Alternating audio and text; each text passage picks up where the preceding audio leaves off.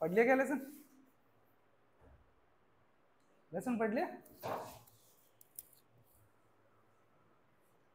आज चैप्टर कौन सा? बहुफेज प्रणाली, पॉलीफेज सिस्टम बोलते हैं इसको। पॉलीफेज बोल दो या बहुफेज प्रणाली। क्या हो गया?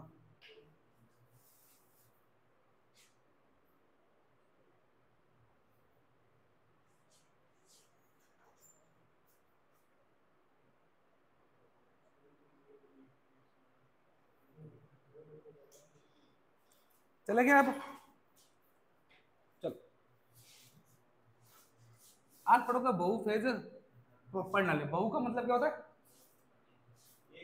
एक से अधिक। फेज आने, फेज यानी कि कला, प्रणाली यानी माने system.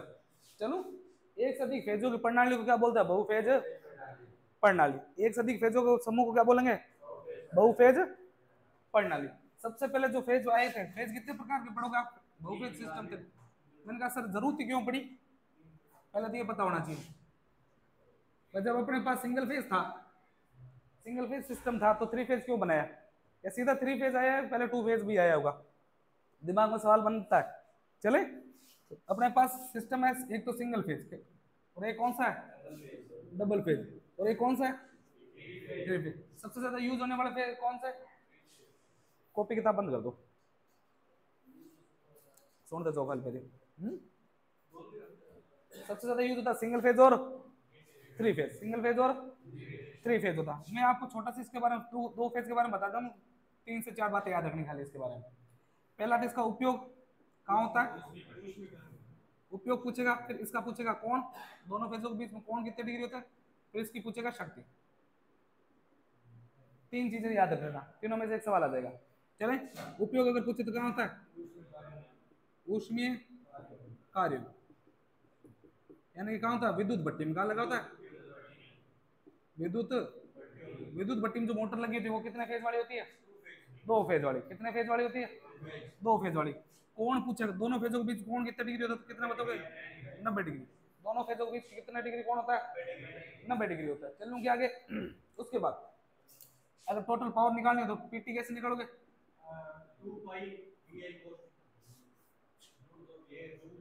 Root 2 V I cos theta. ये ध्यान रखना बस। चलूंगे आगे। तो 2 फेज के बारे में 3 से 4 चीजें याद रखनी है आपको। कहाँ पे यूज होता है? उपयोग कहाँ था? उसमें कार्य में। या विद्युत भट्टी में लगी मोटर कितने फेज वाली होती है?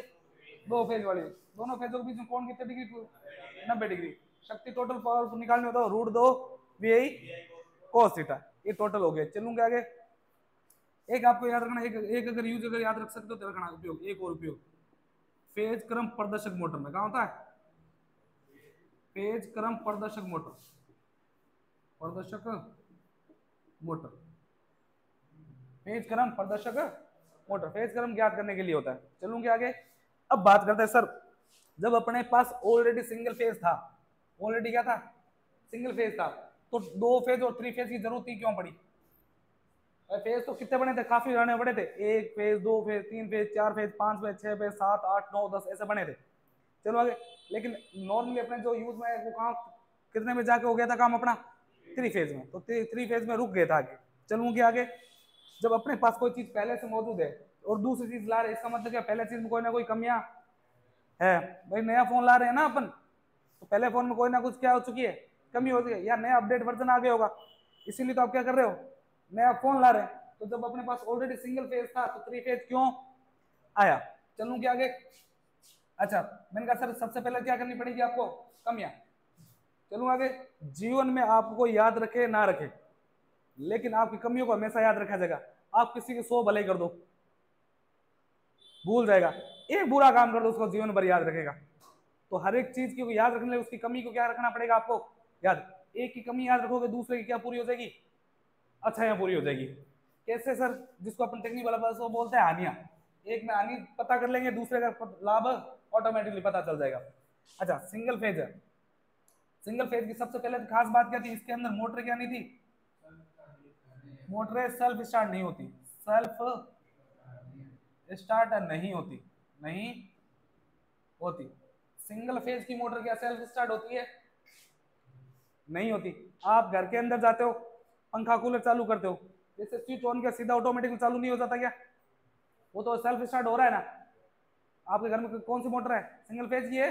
पंखे में कौन सी मोटर लगी होती है? सिंगल फेज की। कूलर में सिंगल फेज की। वो ऑटोमेटिकली चालू हो रहे हैं ना। ऐसा कैसे हो रहा है?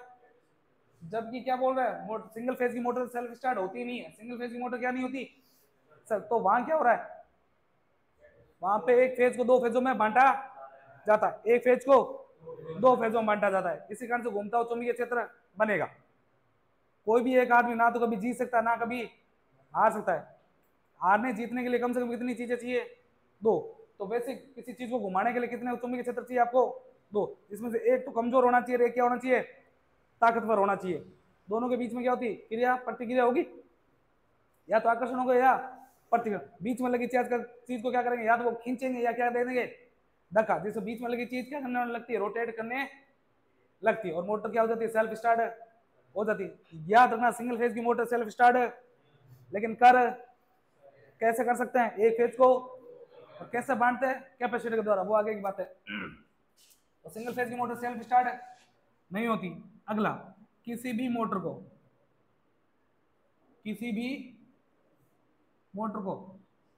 सेल्फ स्टार्ट होने के लिए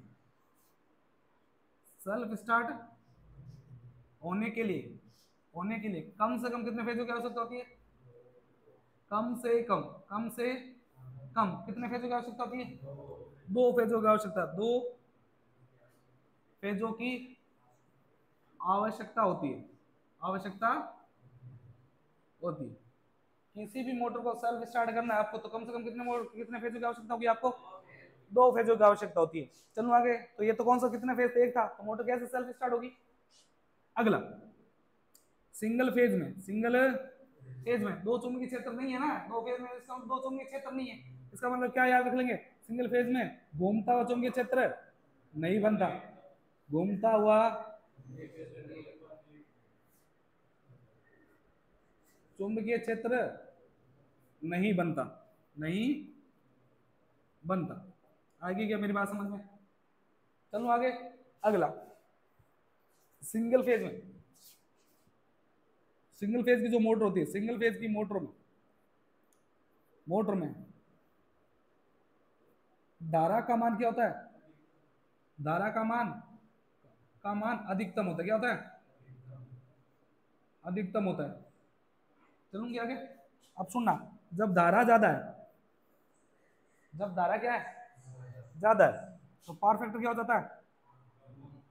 पावर फैक्टर कम, तो टॉर्क भी क्या होगा?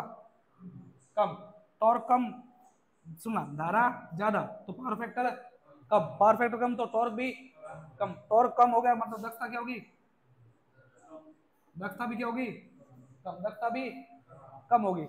धारा बढ़ जाएगी, धारा बढ़ने के कारण क्या बढ़ जाएगी? क्षतियां बढ़ जाती है। क्या बढ़ जाती है? क्षतियां अधिक होती है।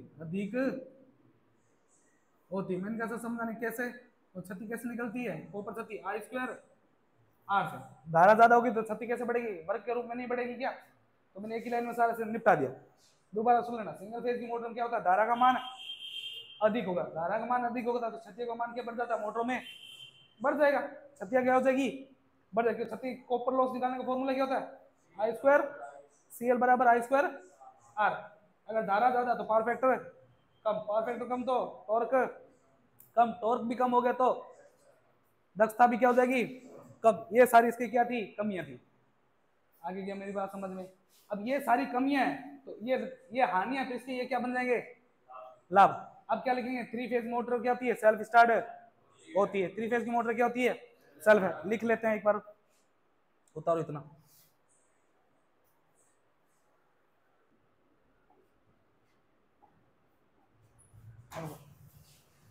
चलूं आगे। ये तो इसकी सिंगल फेज की हानियां, यही थ्री फेज में क्या बन जाएगी?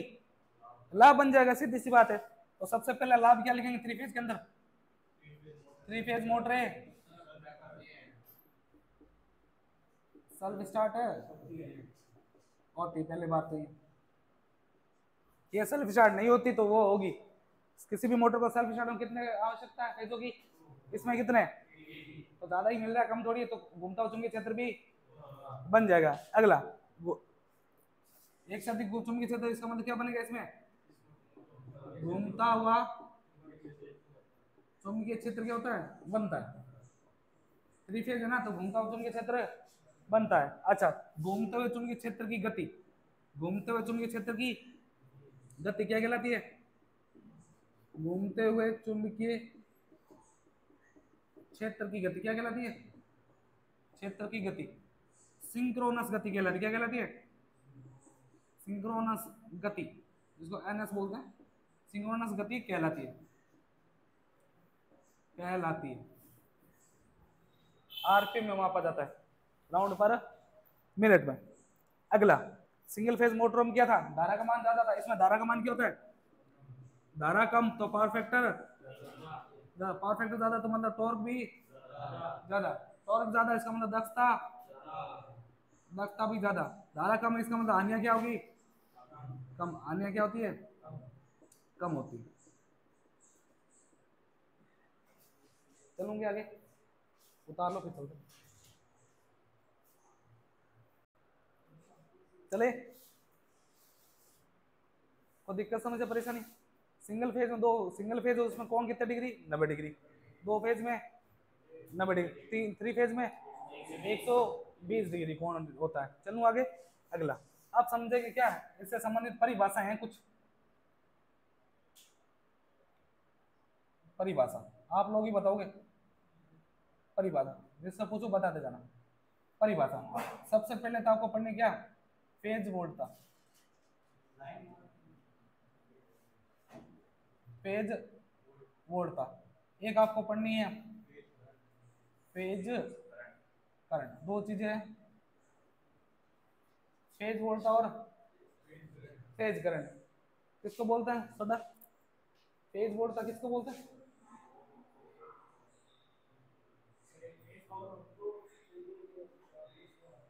दो फेजों के बीच मापी गई वो लाइन वोल्टता है। चलो टूटा फूटा बताया तो सही, दो फेजों के बीच अगर कोई चीज मापते वो कहलाती है लाइन। तो क्या होगी डेफिनेशन, एक फेज और एक न्यूट्रल के बीच। देखना, फेज वोल्टेज किसको बोलते हैं,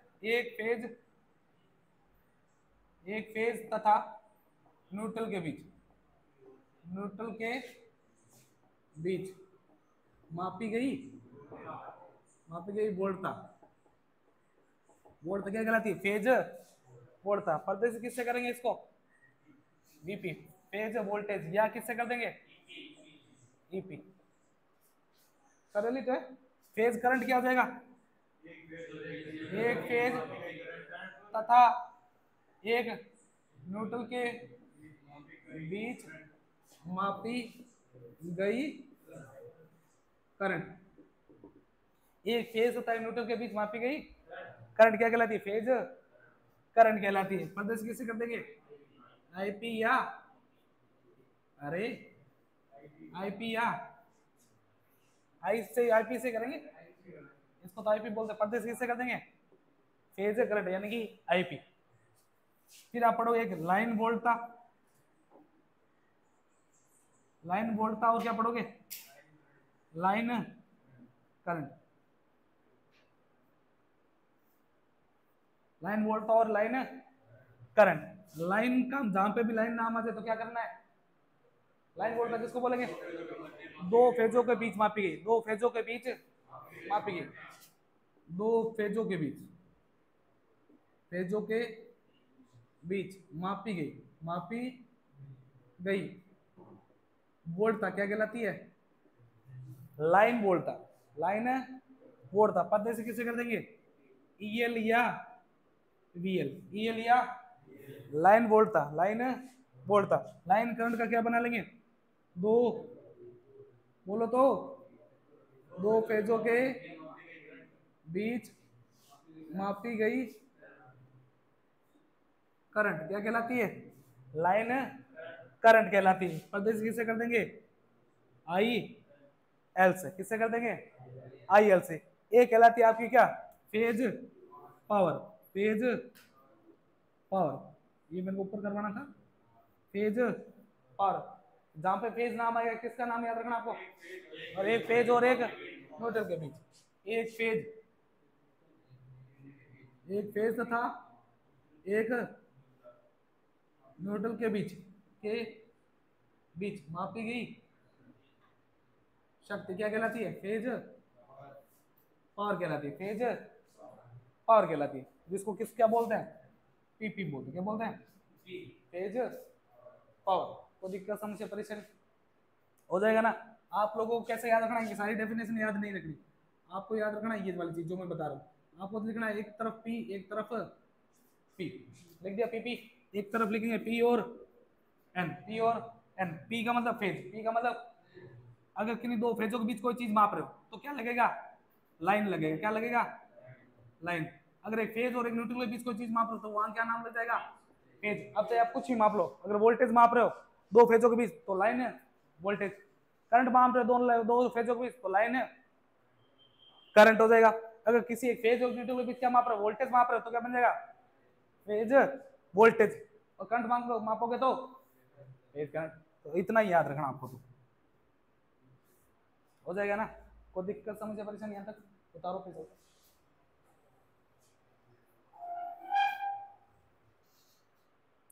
समझ आ रहा है कुछ? आ गया, आज ये है ना। चलो आगे। तो ये तो कौन सी थी? कुछ शब्दावली थी इसके बारे में। चलेंगे आगे। एक आपको पढ़ना, आपको फेज क्रम। क्या पढ़ना है? फेज क्रम। फेज क्रम आपको याद रखना क्या होता है? आर वाई और B. R Y B. R का पहला फेज, वाई दूसरा फेज और बी तीसरा फेज। ये कलरों के नाम पर है, रेड येलो और ब्लू, लाल पीला और नीला। फेज के रंग कितने होते हैं? 3, लाल पीला और नीला। चलो आगे। काला पूछे तो न्यूट्रल। देखना ये फेज है। फेज, अगर फेज के रंग पूछे तो लाल भी किसमें आता है? फेज का रंग है। किसका है? फेज का। और पीला भी किसका है? और ब्लू पूछे तो, नीला पूछे तो ये भी किसका है? फेज का। अगर आपको न्यूट्रल पूछे तो काले रंग का होता है। किस रंग का होता है? काला रंग। और अगर आपको पूछे अर्थ का, अर्थ वायर किस रंग का होता है? हरा। ये भी क्वेश्चन पूछा गया है और ये मोस्ट कर लेना, अर्थ वाला। चलो अगर अर्थ वायर किस रंग का बनाया जाता है? हरे रंग का, प्रतीक होते हैं। चलो आगे अगला आपको निकालना है। 3 चीजें बताता हूं। एक तो होता है ई आर, ये क्या पढ़ लोगे आप? E Y. ये क्या पढ़ना आपको? E B. ये सर ये है क्या? ये किस, इसमें क्या है? फेज अंतर बताएगा आपको। इसमें उत्पन्न होने वाला विद्युत वाहक बल। चलूं क्या आगे? विद्युत वाहक बल बताएगा। कुछ नहीं है, बस छोटी छोटी चीजें हैं। आपको ये रखना है ई कोस थीटा। ई कोस। इसमें भी क्या लिखना आपको? ई कोस। थीटा नहीं लगाना फिर, ई कोस। पीछे थीटा बाकी है ना सबके, तो क्या लगा देंगे? Theta minus 120 degree, theta minus 200, 120 बढ़ाते जाओ, फिर थीटा माइनस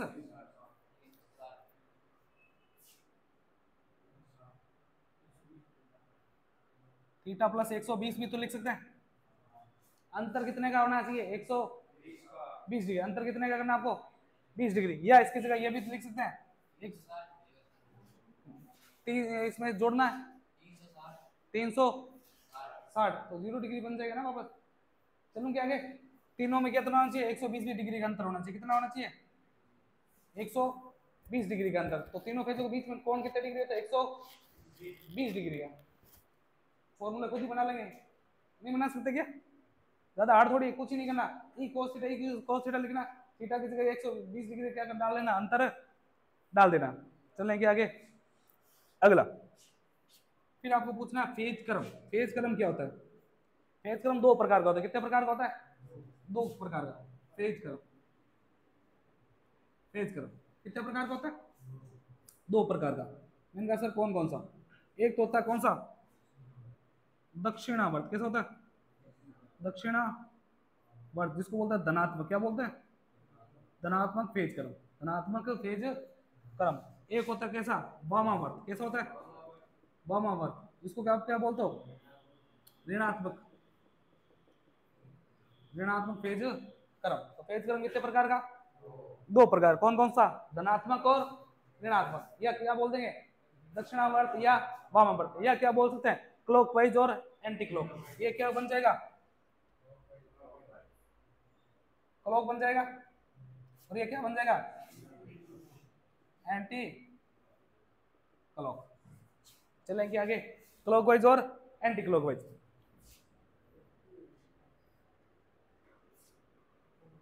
चलो, अपने पास फेज क्रम क्या होता है?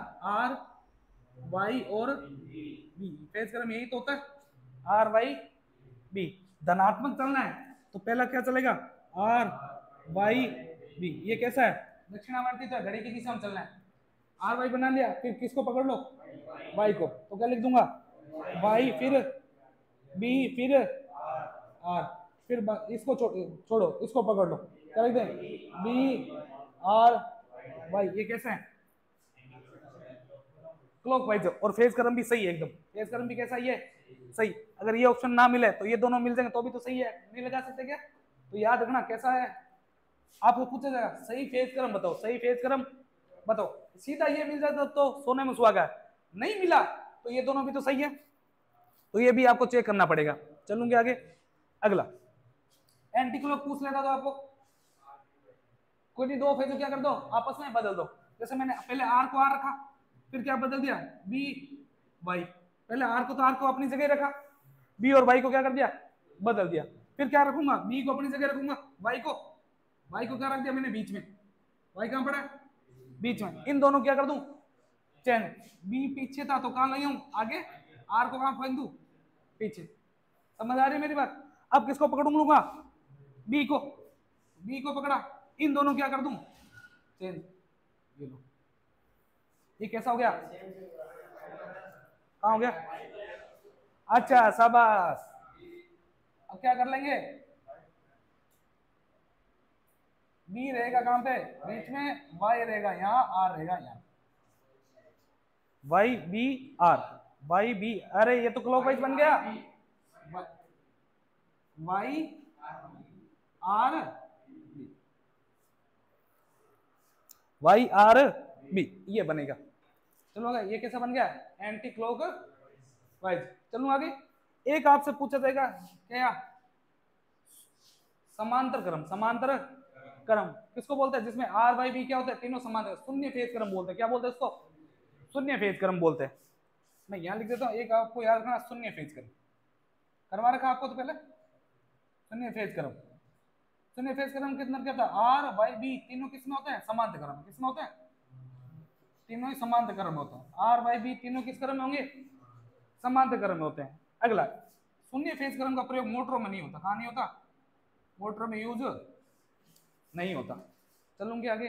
तो फेज क्रम कितने प्रकार के? तीन प्रकार के। कितने प्रकार के?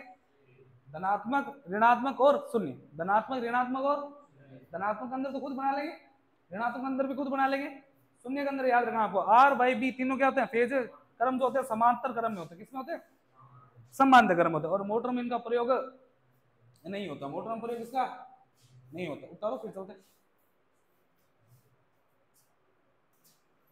चले आगे। अब आप पढ़ोगे क्या? संयोजन, थ्री फेज, थ्री फेज संयोजन। मन का संयोजन। संयोजन कितने प्रकार के कर सकते हैं आप थ्री फेज का? दो प्रकार का। थ्री फेज संयोजन कितने प्रकार का? दो प्रकार का। चलूं आगे, कौन कौन सा? स्टार और डेल्टा संयोजन दो प्रकार के पढ़ने आपको। स्टार संयोजन और डेल्टा संयोजन। बात करते हैं पहले किसकी? डेल्टा की। क्या हो गया?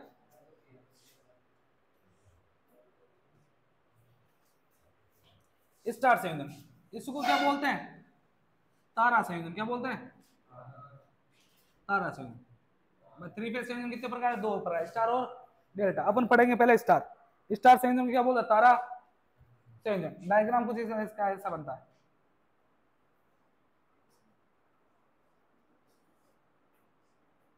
ये आर वाई और बी।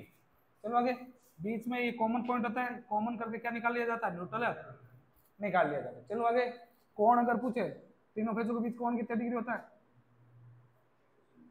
120 डिग्री। कितने को तीनों फेजों के बीच में कोण? पहला लिखते हैं इसके स्टार के बारे में। इस संयोजन कौन सा संयोजन है? स्टार से। इस संयोजन में तीनों फेजों को कॉमन कर, तीनों फेजों को कॉमन कर न्यूट्रल का क्या किया जाता है? न्यूट्रल का निर्माण किया जाता है। पहली बात तो ये स्टार संयोजन में न्यूट्रल उपस्थित होता है। पहला बात तो ये सवाल याद रखना, आईटीआई में तो ये पूछते हैं स्टार संयोजन में न्यूट्रल उपस्थित होता है। तो मैं भी लिख देता हूँ, देखो इस संयोजन में न्यूट्रल क्या होता है? उपस्थित होता है। अब ये न्यूट्रल बनाया कैसे? तो तीनों फेजों को कॉमन करके, तीनों फेजों क्या कर दिया आपने यहाँ पे कॉमन करके किसका निर्माण किया? न्यूट्रल का निर्माण किया। चलूं आगे। अगला, जिस जगह पे क्या मिल चुका आपको? न्यूट्रल मिल गया। क्या मिल गया? न्यूट्रल। इससे आप क्या चला सकते हो? LNT चला सकते हैं। तो ध्यान रखना, इस संयोजन से, कौन सा संयोजन है ये? स्टार संयोजन से LNT यानी कि लाइट एंड ट्यूबलाइट, अपने घरों के कनेक्शन LNT तथा और 3 फेज है तो इससे पावर भी चला सकते हैं। पावर के कनेक्शन चलाए जा सकते हैं, दोनों ही कर सकते हैं। जैसे अपने अभी यहाँ पे 3 फेज है, अपने मोटर भी चलती हैं 3 फेज वाली, और साथ में अपना पंखे ट्यूबलाइट भी तो चल रहा है। मतलब कौन सा कनेक्शन है यहाँ पे? स्टार संयोजन। चलूंगी आगे। तो स्टार संयोजन से LNT तथा पावर दोनों के कनेक्शन किए जा सकते हैं, दोनों के कनेक्शन किए जा सकते हैं, दोनों के कनेक्शन कर सकते हो आप। चलूंगी आगे। अगला नंगा, और क्या खास बात है सर? LNT। अब एक बात बताओ, LNT पता था, LNT और एक होता है पावर। परिपथ कितने पर 2 होते हैं? एक तो LNT परिपथ होता है, एक कैसा होता है? पावर का। पॉइंटों की संख्या पूछेगा आपको, LNT और पावर की बता चुका हूं मैं जिसके बारे में भी। LNT जो परिपथ बनता है उसमें पॉइंटों की संख्या कितनी होती है? पॉइंट कितने होते हैं? 10। पॉइंट कितने होते हैं? 10। पावर में अगर पॉइंट पूछो तो कितने होंगे? पावर में पॉइंट होते हैं कितने? 2। पावर में पॉइंट कितने होंगे? 2। LNT में अगर आपको पूछे आपका लोड, LNT में लोड कितने से ज्यादा नहीं होना चाहिए? 800 वाट से ज्यादा नहीं होना चाहिए। और पावर के पॉइंट परिपथ में कितने से ज्यादा नहीं होना चाहिए लोड? 3000 से ज्यादा। और मोस्ट कर लेना 3000 को। पावर परिपथ का कितना होता है लोड? 3000। पॉइंट कितने होते हैं? 2। पॉइंट कितने? 2। पावर में जो पूछे, पावर परिपथ में पॉइंट तो होते हैं कितने? 2। लोड कितना होता है? 3000। LNT में अगर पूछे पॉइंट 10 कितने होते हैं? 10। और लोड कितना होता है? 800 वाट। अगला, ट्रांसफॉर्मर देखा आप लोगों ने? ट्रांसफॉर्मर की सेकेंडरी वाइंडिंग, कौन सा ट्रांसफॉर्मर? ये लिख लेते हैं, वितरण ट्रांसफॉर्मर। वितरण ट्रांसफॉर्मर की secondary coil, secondary winding star संयोजित होती है। किसमें होती है? स्टार संयोजित होती है। आप जब आप बाहर निकलोगे ना, ट्रांसफॉर्मर लगे हुए हैं तो आपको घर में क्या देते हैं? लाइटें देते हैं ना, घर की खंभों तक। उसमें कभी भी देखना, बाहर जब निकलते हैं तार कितने निकलते हैं? 4। इसमें तार गिनो कितने? 1 2 3 और 4 नहीं हो गई क्या? 4 वायर किसमें होता है? स्टार में। जब बाहर निकल रहे हैं, बाहर आपके खंबे की ओर आ रहे हैं, वो क्या करता है? किस कनेक्शन होता है? स्टार है संयोजित। तो वितरण ट्रांसफॉर्मर, कौन सा ट्रांसफॉर्मर की? वितरण ट्रांसफॉर्मर की सेकेंडरी वाइंडिंग किस कनेक्शन होती है?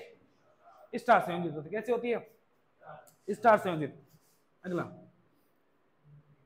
स्टार कनेक्शन का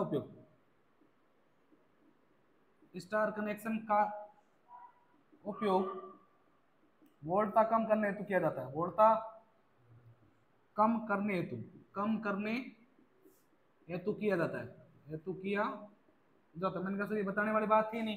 ट्रांसफॉर्मर से पीछे गियर आता है और बाहर कितना निकलता है 400 415 ही तो निकलता है, तो कम नहीं कर रहा क्या? ये तो कनेक्शन अपने ट्रांसफॉर्मर बहुत ढंग से पढ़ रखे हैं, नहीं पढ़ रखे क्या? बस वही चीज है। नॉर्मली अगर यार कुछ स्टार कनेक्शन प्रयोग किस लिए करते हैं? वोल्टेज को कम करने के लिए, वोल्टेज को लाइन वोल्टता को क्या करने के लिए? कम करने के लिए किया जाता है। चलूंगे आगे। अगला 3 फेज मोटर, 3 फेज मोटर को स्टार संयोजन में, स्टार संयोजन पर स्टार्ट किया जाता है, स्टार्ट किया जाता है। तीनों की तीन लाइटें very very very very very most है। चलो आगे। 3 फेज मोटर जो होती है स्टार्ट किस कनेक्शन में होती है? स्टार में। जब आप मोटर को स्टार्ट करते हो तब कौन सा कनेक्शन में होती है? स्टार में। कभी आप सेकंड ईयर में जाओगे ना तब आप देखोगे एक स्टार डेल्टा स्टार्ट लगाओ, पहले उसको स्टार में करता है ऐसे, फिर पकड़ के ऊपर करना पड़ता है, डेल्टा हम बाद में करते हैं। तो स्टार्टिंग जो होती है तो 3 फेज मोटर स्टार्टिंग किस कनेक्शन में किया जाता है? क्यों करते हैं वो आगे की बात आगे पढ़ेंगे। चलूंगे आगे।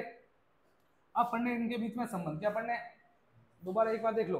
स्टार संयोजन में, इस संयोजन क्या होता है? न्यूट्रल उपस्थित होता है, तीनों फेज को कॉमन करके बनाया जाता है, तीनों फेजों के बीच कोण 120 डिग्री होता है। चलूं क्या आगे। उसके बाद इस संयोजन में एलएनटी तथा पावर दोनों के कनेक्शन चलाए जा सकते। क्यों? क्या उपस्थित है? न्यूट्रल अगर है तो फिर एलएनटी और पावर दोनों कनेक्शन चलाए जा सकते हैं। एलएनटी में 0.10 लोड 800, पावर में 0.2 लोड 3000। वितरण ट्रांसफार्मर के सेकेंडरी में कौन सा कनेक्शन होता है? स्टार होता है। मोटरों की स्टार्टिंग प्रारंभिक अवस्था किसमें होती है? स्टार में। और कौन सी लाइन बच गई? किस कनेक्शन के लिए करता है उपयोग? इसका उपयोग किसके लिए करते हैं? वोल्टेज को कम करने के लिए। चलेंगे आगे। हो जाएगा? उतारो। चले आ जाओ। ये था आपका स्टार संयोजन। स्टार के अंदर अब आपको क्या देखना है? अब आपको लाइन वोल्टेज और फेज वोल्टेज तो पता ही, बताने की जरूरत नहीं है। लाइन वोल्टेज जो होती है स्टार कनेक्शन, लाइन वोल्टेज और फेज वोल्टेज के बीच में संबंध पूछा जाएगा। ये संबंध क्या है? चले। अब आपको पूछेगा स्टार संयोजन में लाइन वोल्टेज और फेज वोल्टेज में संबंध क्या है? स्टार के अंदर लाइन वोल्टेज फेज वोल्टेज में संबंध क्या है? लाइन वोल्टेज किससे प्रतिस्थ करता है? ईएल से। किससे करेंगे? ईएल से। ईएल बराबर स्टार में क्या होता है? ईएल बराबर स्टार में क्या होता है? √3 ईपी, √3 ईपी। स्टार संयोजन में लाइन वोल्टता √3 गुना होती है किसके? फेज वोल्टता के। ये थ्योरी में भी लिखा आएगा। स्टार संयोजन में लाइन वोल्टता √3 गुना होती है किसके? फेज वोल्टता के। चलूं क्या आगे? मैं सीधा लिख लूंगा, आपने पहले लिखवा रखा मैंने एक लाइन। अच्छा, अगर आपको ईपी निकालना तो कैसे निकालेंगे? ईएल बट्टा में क्या लग जाएगा? √3 बराबर ईपी बराबर ईपी। चलूं क्या आगे? यहां तक को दिक्कत समझे, परेशानी? जहां ईपी का मतलब क्या है? Phase voltage. ईएल क्या है? Line voltage. अपने घर के अंदर कितनी वोल्टेज आती है? लगभग 240 के आसपास, प्लस माइनस 6% चलता है। आपने कभी सोचा नहीं है कि 245 क्यों नहीं है? इसका कारण इसी में छुपा है। देखो बताता हूं, अपने घर के अंदर 235 या 240 ही क्यों आई? देखो ईएल बराबर क्या आता है? √3 EP. Phase voltage line voltage की वैल्यू कितनी मान लेते थे आप? 415 आती है बराबर √3 ईपी। अगर ईपी निकालना है तो 415 बट्टा में क्या लिख देंगे? √3 बराबर में ईपी। √3 की जगह क्या लिख देंगे? 1.732 बराबर में ईपी। जब आप इसको हल करोगे ना तो आंसर आएगा 239.6। कितना आएगा? 239.6। चलूं क्या आगे? 239.6 अपने घर में इतनी ही आती है, लेकिन अपना जो आंसर माना जाता है वो कितना माना जाता है? Plus minus 6%। तो लगभग आंसर कितना जाता है? 230 वोल्ट। तो पूछते हैं कि सिंगल फेज वोल्टता का मान कितना? 230 वोल्ट। यही तो आंसर देते हैं। जब आप चेक करते हो तब कितना आती है? 239। ये कब वैल्यू है? इसका प्लस माइनस 6% करोगे ना ऊपर नीचे हो सकता है, इसलिए कितना माना जाता है? 230%, 230 वोल्ट। और इसी को बोलते हैं फेज वोल्टेज। क्या बोलते हैं? Phase voltage. एकमात्र वोल्टेज कैसा? Phase voltage. बाकी जितने भी पढ़ो वो सारे कितने हैं? क्या है? Line voltage. फेज वोल्टेज पूछे तो एक की वोल्टेज कितना है? 230। आपने निकाला ना फेज वोल्टेज। बाकी जितने भी वोल्टेज आप पढ़ते हो 400, 600, 1000, 11, 33, 66, वो सारे कैसे हैं? Line voltage. तो फेज वोल्टेज कितना है? केवल एक। और क्यों आया? ये कारण है। उतारो फिर चलते हैं। सुनो, ये तो किसका आंसर हो गया? अपने घर के अंदर आती उसका। ये तो संबंध हो गया EL बराबर √3 ईपी स्टार के अंदर। अगर आपको पूछे धारा के बीच में क्या संबंध है, धारा कैसे चलती है? IL बराबर IP। स्टार संयोजन में IL बराबर क्या होती है? IP। मतलब लाइन धारा किसके बराबर होती है? फेज धारा की। लाइन धारा किसमें चलेगी? फेज। ये शर्तें पता होनी चाहिए तीनों की तीनों। हो जाएगी ना। स्टार संयोजन में लाइन वोल्टेज √3 गुणा किसकी होती है? फेज वोल्टेज की। स्टार संयोजन में लाइन धारा फेज धारा की क्या होती है? बराबर होती है। लाइन धारा फेज धारा की क्या होती है? बराबर होती है। चलूंगी आगे। अगला नोट डाल के आपको एक चीज याद रखनी है आपको। स्टार संयोजन में, स्टार संयोजन में VL VP से, VL VP। अब VL VP क्या है? VL क्या होती है और VP?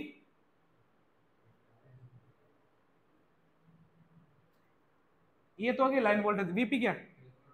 फेज वोल्टेज है ना। लाइन वोल्टेज फेज वोल्टेज से, लाइन वोल्टेज फेज वोल्टेज से 30 डिग्री लीडिंग होती। क्या होती है? लीडिंग होती।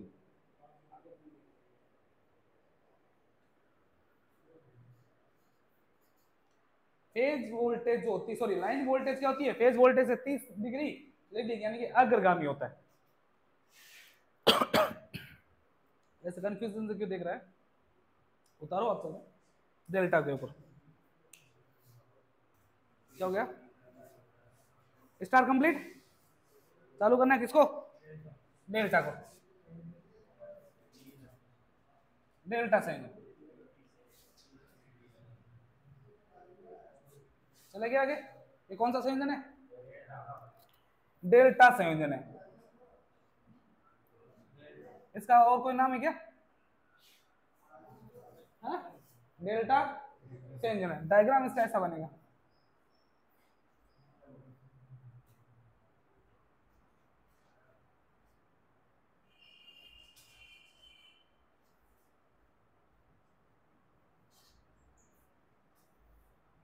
ये लो, R Y और B, RY B चलेगा। चलूं आगे। ये कौन सा कनेक्शन हो गया? डेल्टा संयोजन हो गया। सबसे पहले इसमें न्यूट्रल दिख रहा है क्या? तो इसमें न्यूट्रल उपस्थित है? न्यूट्रल उपस्थित नहीं होता। न्यूट्रल उपस्थित नहीं होता। न्यूट्रल उपस्थित नहीं, इसका मतलब LNT चला सकते हैं कैसे? LNT नहीं चला सकते। LNT नहीं चला सकते। केवल किसी कनेक्शन ले सकते हो आप? केवल क्या चला सकते हैं इससे? पावर चला सकते। केवल क्या चला सकते हैं? पावर। न्यूट्रल नहीं होता, न्यूट्रल उपस्थित नहीं होता। लिखना जरूरी है क्या इस चीज को? इसमें न्यूट्रल उपस्थित नहीं होता। LNT न्यूट्रल नहीं, इसका मतलब LNT चलाया नहीं जा सकता। LNT नहीं चला सकते तो केवल किससे कनेक्शन ले सकते हो? पावर के कनेक्शन है ले सकते हैं। अगला डेल्टा संयोजन में, डेल्टा संयोजन में ब्रेकडाउन कम होता है। क्या होता है?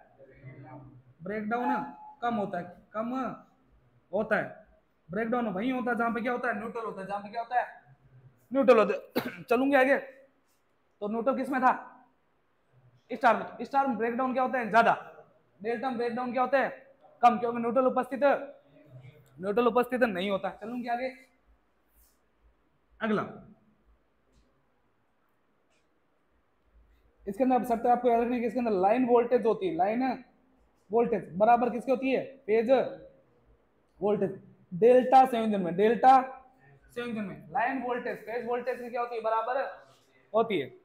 समझ आ गई क्या मेरी बात? EL बराबर किसकी होती है? फेज वोल्टेज के। फिर डेल्टा में धारा को याद रखना है। IL यानी कि लाइन धारा और फेज धारा में क्या संबंध है? अभिषेक बताना बेटा। डेल्टा संयोजन में लाइन धारा और फेज धारा में क्या संबंध है?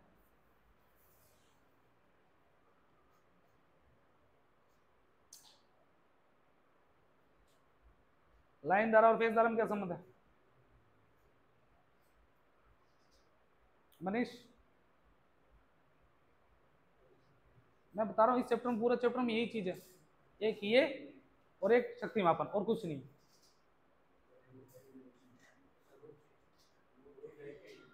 अरे रूट 3 यहाँ से हट गया ना यार, डेल्टा में यहाँ लगा था, यहाँ से हट के कहाँ चला जाएगा? अरे यार इतना क्या सोचना। आई एल बराबर रूट 3 है आई पी, आई एल बराबर रूट 3 है आई पी। तो डेल्टा से लाइन धारा रूट 3 गुणा किसकी होती है? फेज धारा के। डेल्टा से लाइन धारा रूट 3 गुणा किसकी होती है? फेज धारा की होती है। चलूं क्या आगे, इसमें वोल्टेज कितना जितना तो उतना ही किसका मिल जाता? फेज को मिल जाएगा भाई। देखो लाइन वोल्टेज बराबर किसकी होती है? तो अगर लाइन में कितना आ रहा है? 400 आ रहा है, तो उतना उतना किसको मिल जाएगा? फेज को मिल जाएगा। चलूं क्या आगे, अगला आई एल निकालनी है तो कैसे निकालेंगे? आई एल तो निकल गई, आई पी निकालना तो कैसे निकालेंगे? आई एल मतलब में रूट 3।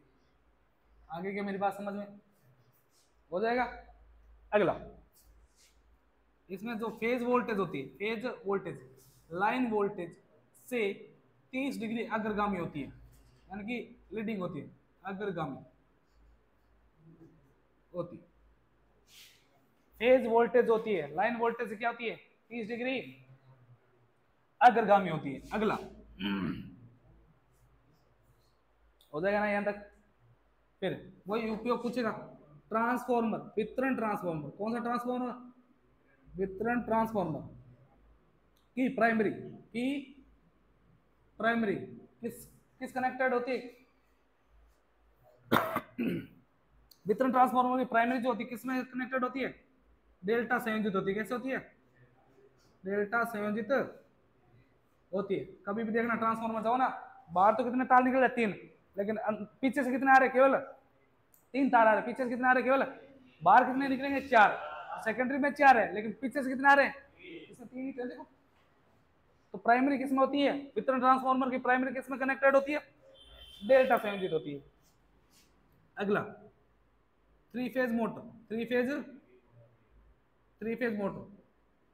मोटर की रनिंग अवस्था किसमें होती है? रनिंग अवस्था डेल्टा संयोजित होती है, डेल्टा संयोजित होती है। थ्री फेज मोटर रनिंग अवस्था कैसी होती है? डेल्टा संयोजित होती है। चलो क्या आगे, अगला बस इतना ही था खास, इसके बारे में कुछ खास बात है नहीं डेल्टा में, बस इतना यार ना। डेल्टा संयोजन न्यूट्रल उपस्थित है नहीं होता, न्यूट्रल उपस्थित नहीं होता इसका मतलब एलएनटी चलाया नहीं जा सकता। एलएनटी नहीं चला सकता, केवल क्या चला सकते? पावर के कनेक्शन चलाया जा सकता। डेल्टा संयोजन में ब्रेकडाउन कम होता है क्योंकि न्यूट्रल उपस्थित नहीं होता। लाइन धारा लाइन वोल्टेज क्या होती है? फेज वोल्टेज के बराबर।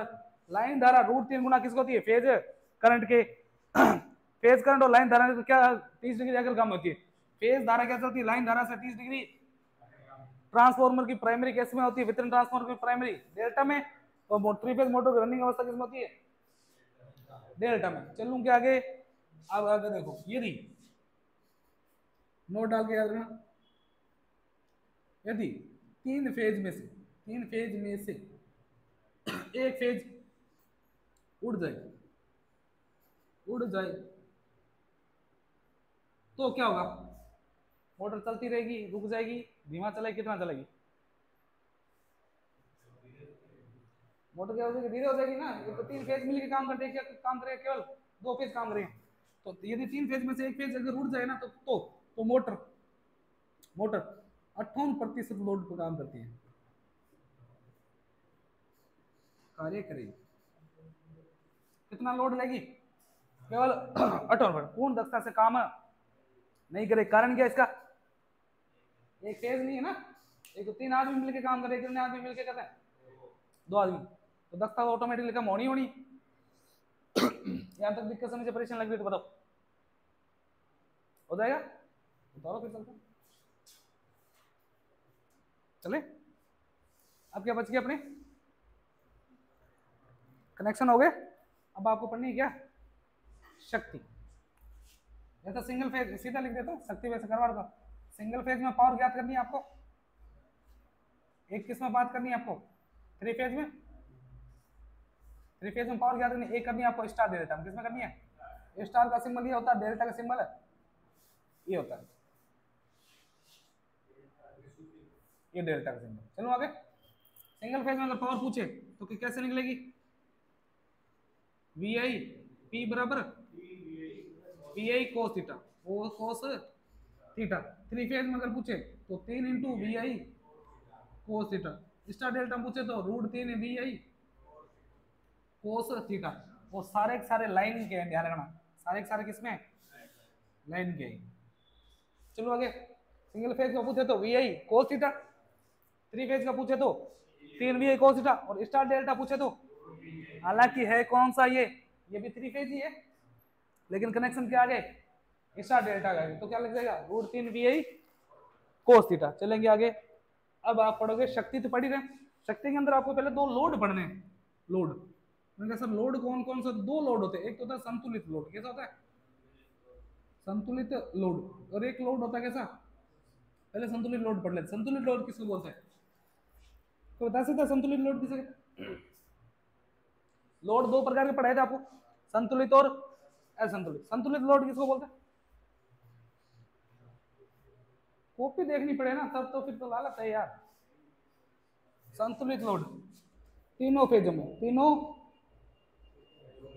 में करंट का मान क्या हो, समान हो, अरे समान हो, करंट का मान तो क्या हो, समान हो, तीनों फेजों में पावर फैक्टर का मान क्या होना चाहिए, पावर फैक्टर क्या हो, समान,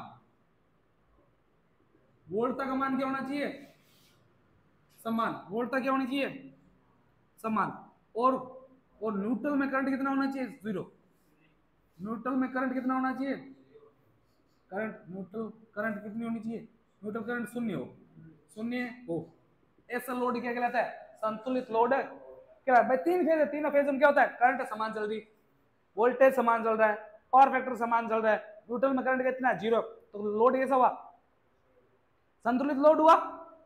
एक क्या पूछेगा आपको, असंतुलित है, संतुलित लोड, इसमें क्या हो जाएगा, तीनों फेजों में किसी में भी क्या हो, करंट का अलग होना, करंट का क्या होना, अलग होना, वोल्ट पावर फैक्टर समान है नहीं होना, पावर फैक्टर समान है नहीं होना, पावर फैक्टर समान है नहीं होना, और क्या हो सकता है, वोल्टता अलग अलग होना, या न्यूट्रल में करंट का उपस्थित होना, कैसा लोड कहलाएगा, असंतुलित लोड है। तो इसकी डेफिनेशन आप खुद लिख लोगे, हमसे कहाँ लिखा जाएगा, तीनों फेज में क्या होगा, अगर करंट अलग है, क्या है, यदि करंट, यदि लिख दो, यदि तीनों फेजों में से करंट, पावर फैक्टर, वोल्टेज, तीनों फेजों में करंट, पावर फैक्टर, वोल्टेज, या न्यूट्रल में वोल्टेज भिन्न हो, क्या हो, भिन्न हो, या न्यूट्रल में करंट हो, करंट विद्यमान हो, तो ऐसा लोड क्या कहलाता है, असंतुलित लोड कहलाता है। चलूंगे आगे, उतारो फिर चलते,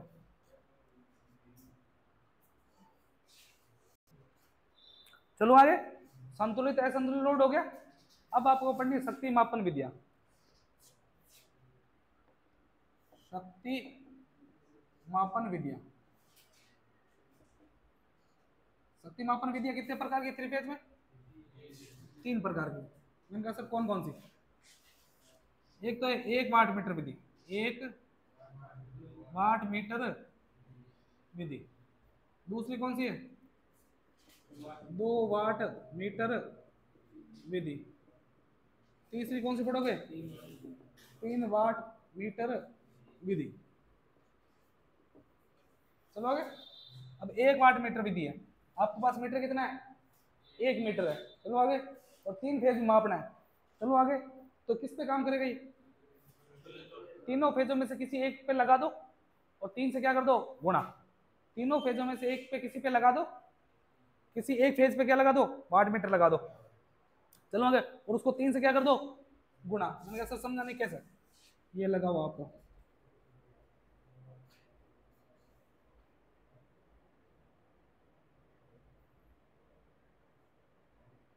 चलो सीधा जोड़ देता हूँ, ये वाट मीटर है।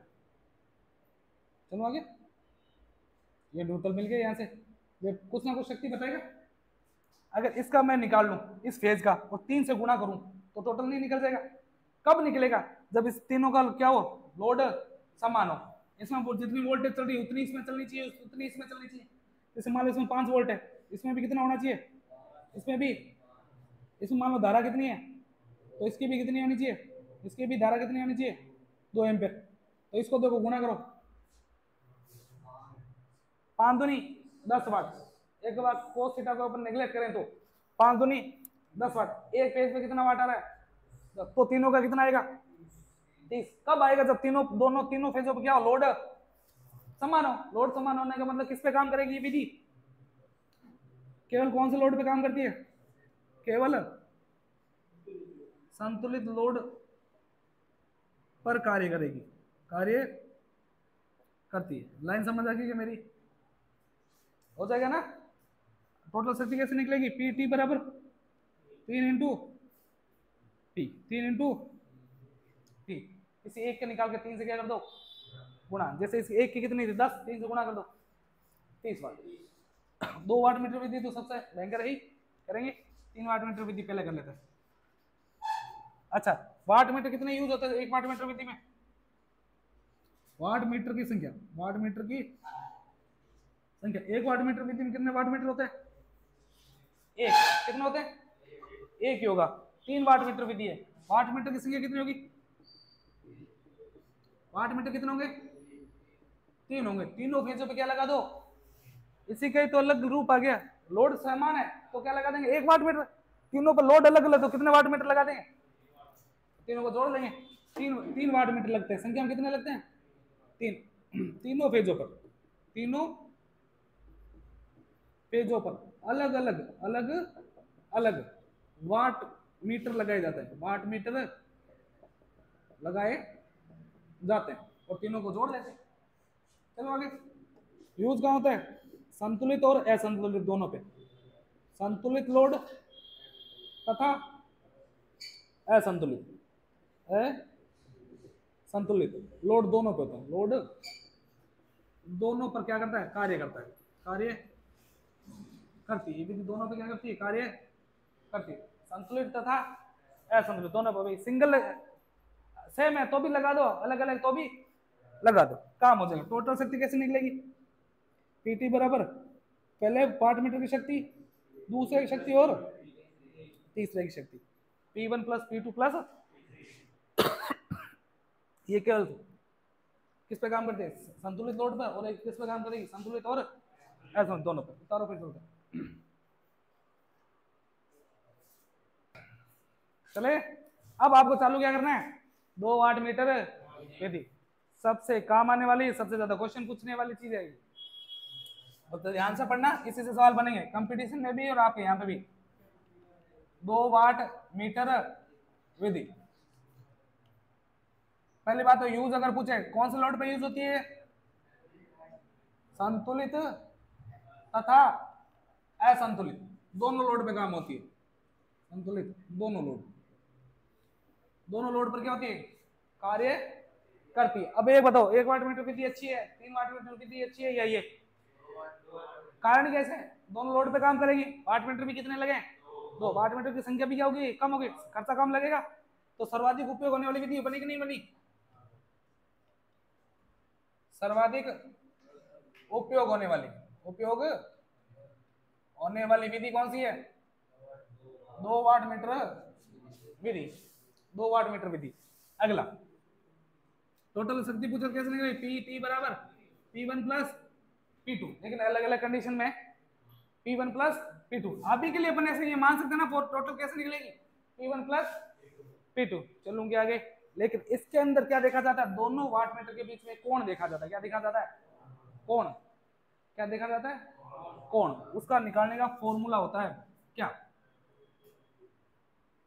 टेन थीटा बराबर √3। पहले शक्ति को घटा दो फिर शक्ति को जोड़ दो, हो गई आया था फॉर्मूला।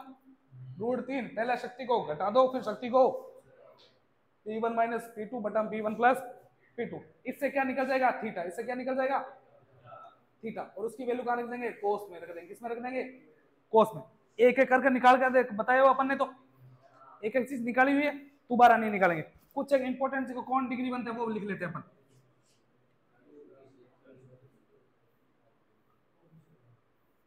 चलूंगे आगे। tan थीटा बराबर √3 P1 P2 minus P1 sorry P1 minus P2 plus में P1 प्लस P2। अब जो कोण बनेंगे वो कोण कितने प्रकार के? पहले आपको इधर एक चार्ट बनाते हैं अपन। पहले लिखेंगे इसमें कोण, कोण, फिर क्या लिखेंगे? पावर फैक्टर, फिर लिखेंगे टोटल शक्ति, टोटल शक्ति। ये तीन चीजें, कोण, पावर फैक्टर और टोटल शक्ति। कोण लिख दिया मैंने कितना डिग्री? 0 डिग्री। कोण कितना डिग्री? 0 डिग्री। फिर कोण कितना डिग्री बन जाएगा? 60। फिर कोण कितना डिग्री याद रखना आपको? 90। फिर कोण आपको रखना 0 से 60 के बीच। फिर आपको कोण याद रखना 0 से 60 से 90 के बीच, 60 से 90 के बीच, 60 से 90 के बीच। चलूंगे आगे। कोण 0 60 90, 0 60 90। मेनली तो तीन याद रखने से सारे याद हो जाएगी। चले, अगर cos 0 कोण दोनों वाटमीटर के बीच में कोण कितना डिग्री बना है? 0 डिग्री। तो पावर फैक्टर कितना होगा? cos 0 की वैल्यू कितनी होती है? पावर फैक्टर कितना होगा? इकाई नहीं हो जाएगा क्या? cos 0 का मान कितना होता है? 1। टोटल शक्ति कैसे निकलेगी? P1 plus P2। दोनों वाटमीटर का पाठ्यांक कैसा होगा? धनात्मक। अच्छा, जब cos 60 की वैल्यू है, जब दोनों वाटमीटर में कोण कितने डिग्री बन रहा है? 60 डिग्री। कितने डिग्री? 60 डिग्री। तो पावर फैक्टर मान कितना हो जाएगा? 1/2 या 0.5। टोटल शक्ति कैसे निकलेगी? केवल P2 से। P1 का पाठ्यांक क्या होता है? 0। P1 का पाठ्यांक क्या होता है? 0। इंपोर्टेंट से इंपोर्टेंट है चार्ट ये। चलो आगे। कोस अगर 90 डिग्री है, कोस कितना है? 90 डिग्री। तो पावर फैक्टर कितना होगा? 0। शक्ति कैसे निकलेगी? P2 minus P1। P1 का पाठ्यांक कैसा होता है? पाठ्यांक कैसा हो जाता है? ऋणात्मक। कैसा हो जाता है? ऋणात्मक। चलूंगे आगे। मेन तो ये तीन चीजें याद रखो, इसी से दोनों अगली बन जाएगी। जब दो वाटमीटर के बीच में कोण कितने डिग्री है? 0 डिग्री। तो पावर फैक्टर टोटल शक्ति कैसे निकलेगी? P1 plus P2। दोनों वाटमीटर के बीच में अगर कोण कितना डिग्री है? 60 डिग्री। तो पावर फैक्टर 0.5। टोटल शक्ति केवल P2 से, केवल P2 से। चलूंगे आगे। और P1 का पाठ्यांक क्या हो जाएगा? 0 हो जाएगा। 0। अगर कोण 90 डिग्री है तो पावर फैक्टर 0। और टोटल शक्ति P2 माइनस P1। P1 का पाठ्यांक कैसा हो जाएगा? ऋणात्मक। अब देखो ये दो जो शर्तें बनती है। अब एक बात बताओ, अगर कोण कितना है? 0 से 60 के बीच, 0 से, तो पावर फैक्टर का मान कितना होगा? 0.5 से 1 के बीच। 0.5 से 1 के बीच नहीं होगा क्या? तो कोण इसके बीच में, तो पावर फैक्टर भी इसके बीच में होगा। टोटल शक्ति कैसे निकलेगी? P1 ये भी कैसा होगा? पॉजिटिव। कैसा होगा भाई? इसमें देखो पॉजिटिव, इसमें भी क्या है? पॉजिटिव है ना। तो P1 और P2 दोनों क्या होंगे? पॉजिटिव। तो यहाँ पे क्या पॉजिटिव है, यहाँ पे भी क्या ये पॉजिटिव। तो दोनों क्या होंगे? पहली बात तो पॉजिटिव पॉजिटिव होंगे, लेकिन दोनों बराबर नहीं होंगे। सवाल थ्योरम पूछा जाएगा ऐसे कि दो वाटमीटर का पाठ्यांक क्या है? दोनों का धनात्मक क्या है? धनात्मक, लेकिन बराबर नहीं है। तो उनका पावर फैक्टर कितना आएगा? 0.5 से 1 के बीच। कोण कितने डिग्री पूछ लेगा? 60 से 0 से 60 से 0 से 60।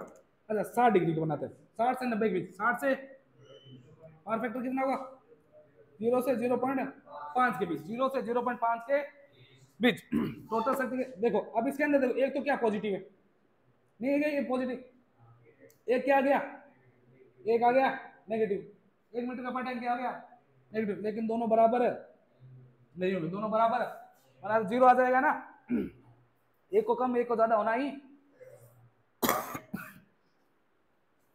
चलूंगे आगे। ये चार्ट सबसे इंपॉर्टेंट है शक्ति मापन में।